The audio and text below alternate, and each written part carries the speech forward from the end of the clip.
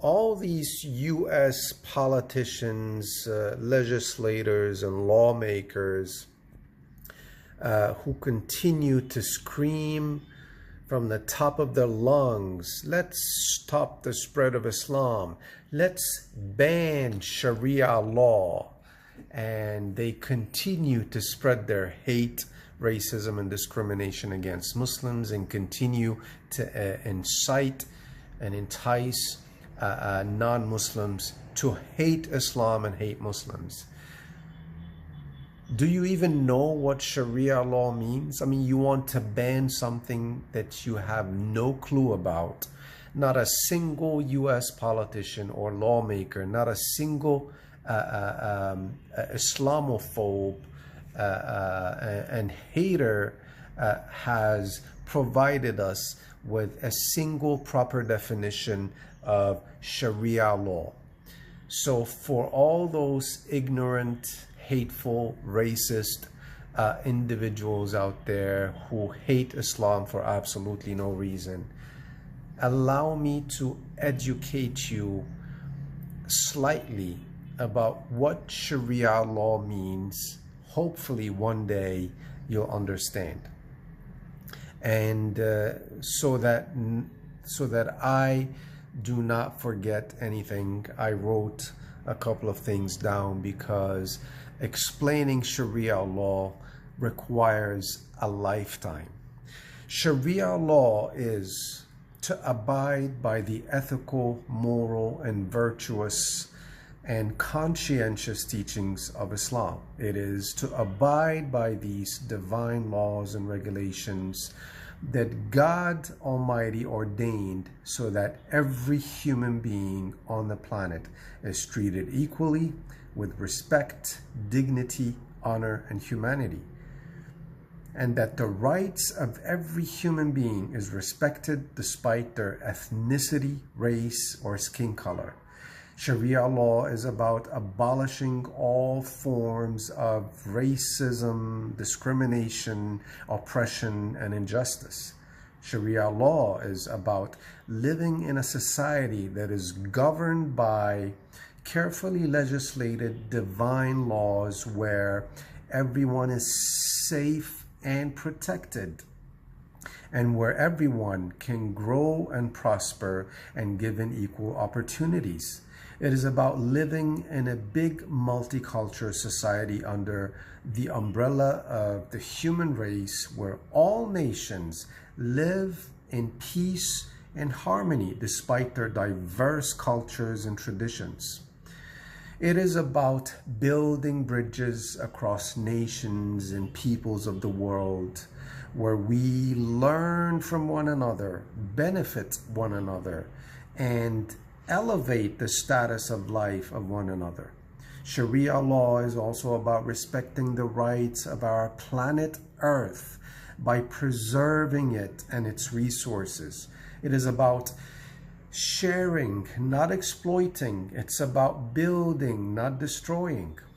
And it's about cherishing, not taking for granted or wasting. Sharia law is about the preservation of human life, animal life, and the life of every living being, including the ecosystem that surrounds us and sustains our living by the will of God. Sharia law is about cherishing and respecting your brothers in humanity.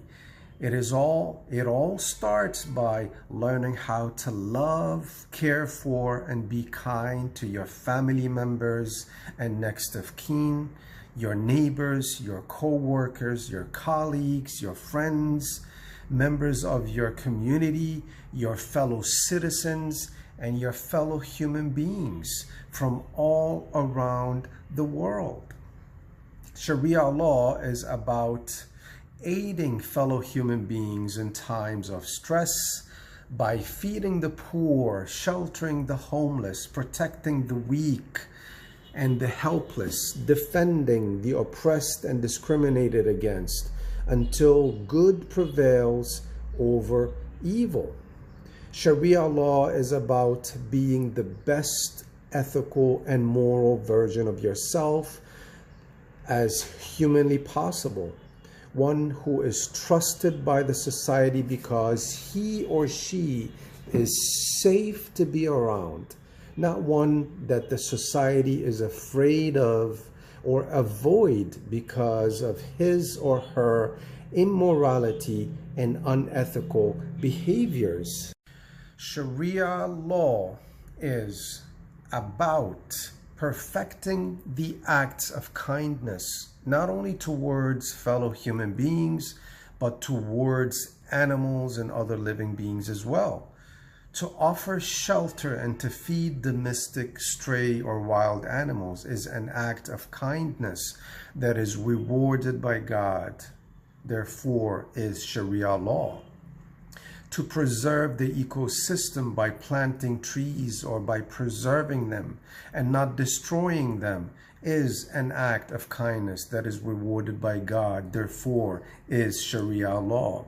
To build something so that any living being would benefit from is an act of worship, and therefore is Sharia law. To fix a bump on the road or to remove a falling tree or a big piece of rock from the road so that no one gets hurt is an act of kindness that is rewarded by God, and therefore is Sharia law. A simple smile on your face to your fellow humans is an act of kindness that is rewarded by God and is therefore Sharia law. To refrain yourself from stealing, lying, cheating, deceiving, or harming any human being is an act of worship that is rewarded by God and therefore is Sharia law. To get a job so that you could earn a decent living and support yourself and your family members is an act of worship that is rewarded by God, therefore is Sharia law. So every time you feed yourself to sustain your body or feed your wife and children, you are being rewarded for it because it is Sharia law.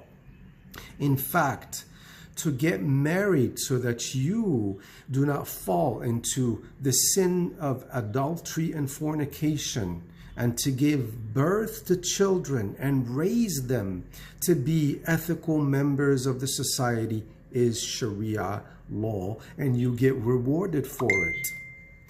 To take care of your body and your health and to keep a high-profile hygiene is an act of worship that is rewarded by God and therefore is Sharia law.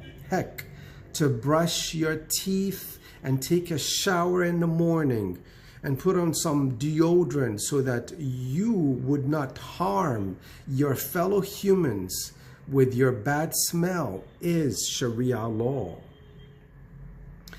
I could go on and on all day about explaining to you people what Sharia law means, but your blind hate towards Islam and Muslims will prevent you from understanding.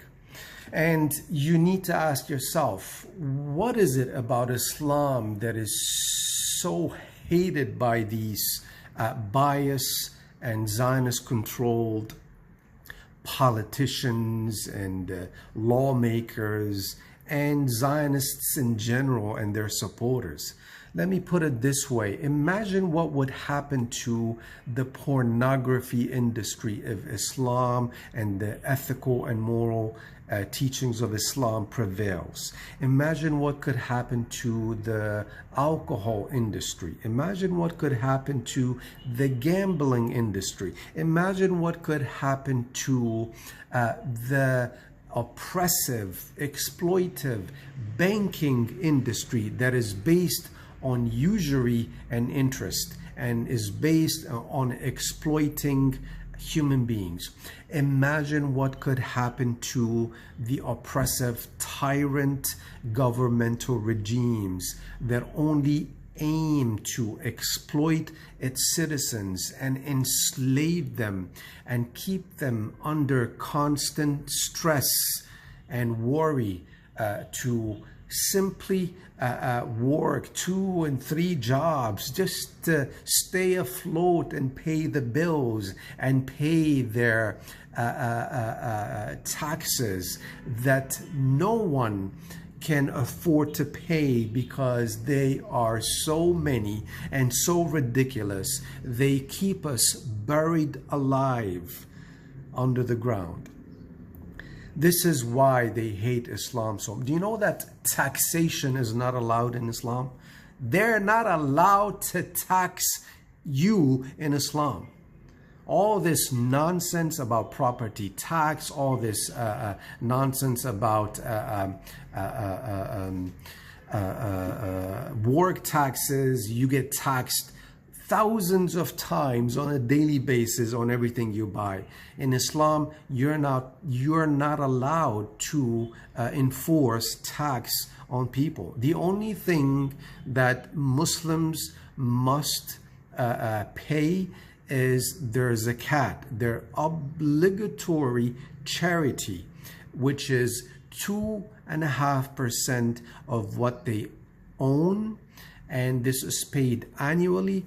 If your money exceeds a certain amount of money, and therefore you pay 2.5% of your wealth, and it goes to the poor, it goes to those who are in need and are stressed. Imagine if the zakat system is implemented worldwide. You will never find a poor person. You will never find a homeless person without shelter. You will never find a person who is in debt. And this is exactly why they hate Islam, and they don't want Islam to prevail. Because it is all about morality and ethics. It is all about ordaining that humans live in peace and harmony together. We human beings have continued to oppress and exploit one another for centuries. Earth has enough ground and space for everyone to build their own affordable homes. There's enough food for everyone, yet there are millions of people starving all around the world.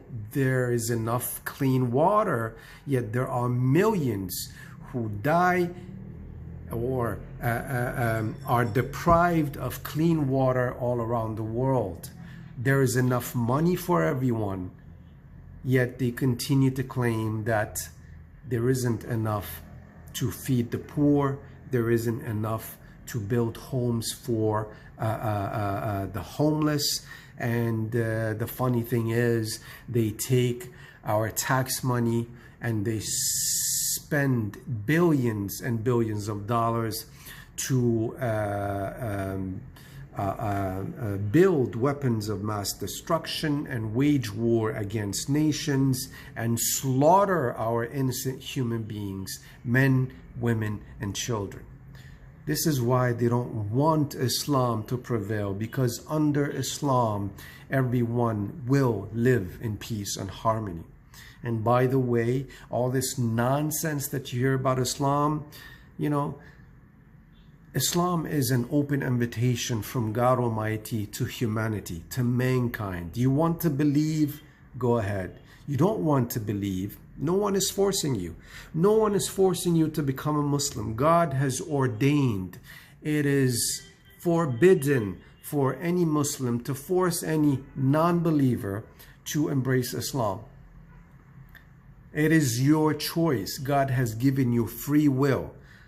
And this is why we're fighting for the sake of Islam. This is why we're fighting so that Islam would spread. Not so that we would force people to become Muslims, but so that people would receive the message of God and decide for themselves. Islam came to liberate humanity from the shackles an enslavement of man-made religions and oppressive, tyrant governmental systems. Get that to your head.